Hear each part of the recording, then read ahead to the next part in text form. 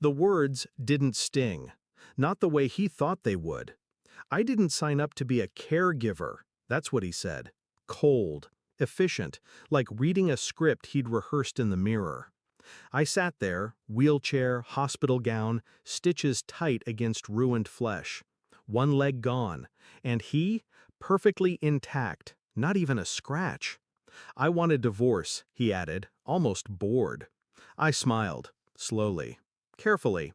Let's tell your parents together. Because I already knew what he didn't. I still had the dashcam footage. We weren't always like this. I met him when I was 24, at a networking event I hadn't even wanted to attend. He was magnetic, confident.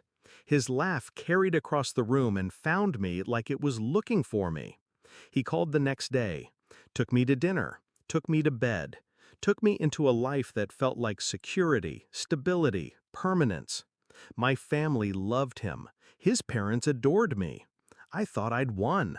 But marriages don't break all at once. They erode. Tiny fractures, hairline cracks. Him staying late, him hiding his phone, him smiling a little too wide when I asked simple questions. The accident didn't ruin us, it exposed us.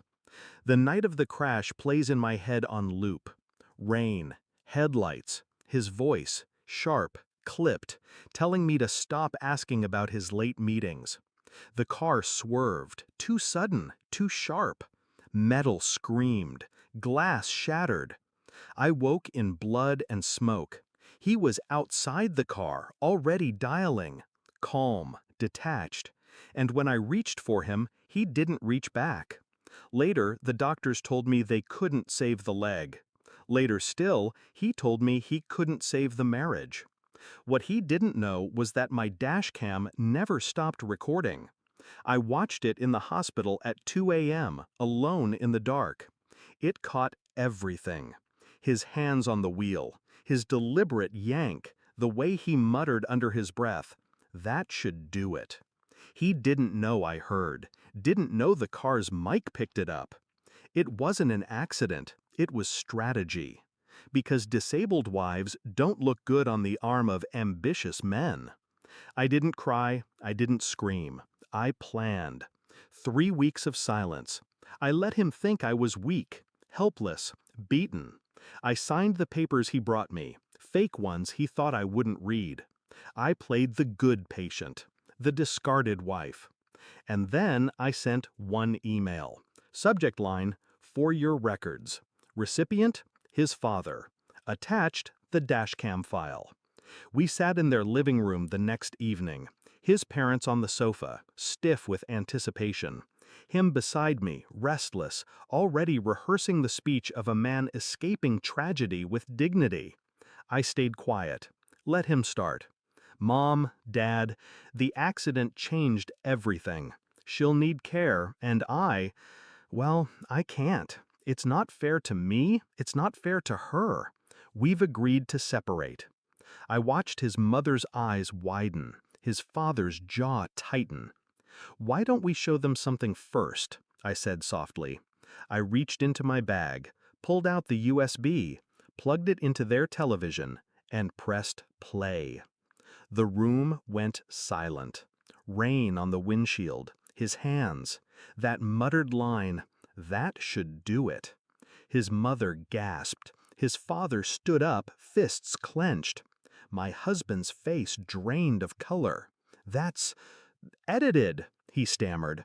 But his father's voice cut through him like steel. "Shut up." The fallout was immediate. His parents withdrew their financial backing from his business. His father cut him out of the will. His mother, who once called him her pride, couldn't even look at him. And me? I didn't yell, I didn't gloat. I simply handed them the divorce papers. The real ones. Drafted by my lawyer, favoring me heavily. Alimony secured, assets divided. His reputation finished. He signed. He had no choice. Afterward, he tried to beg, said he didn't mean it, said he panicked. But I knew the truth. I saw the calculation in his eyes that night. The same calculation that once made me fall in love. Only now it was turned against me, and he lost. I walk with a prosthetic now. Every step reminds me of the price I paid. But it also reminds me of what I took back: freedom, power, justice. He thought he'd leave me broken. Instead, I left him exposed. People ask me if revenge healed me. It didn't. Healing is different. But revenge gave me something else: control. And when I see him now, alone, diminished, stripped of the empire he built on lies, I don't feel pity. I feel clarity. Because in the end, the leg wasn't the only thing I lost that night. I also lost the illusion that he ever loved me. And once that illusion died, I was unstoppable. I didn't sign up to be his victim, but he signed his own sentence the moment he tried to make me one. And I made sure the world watched him fall.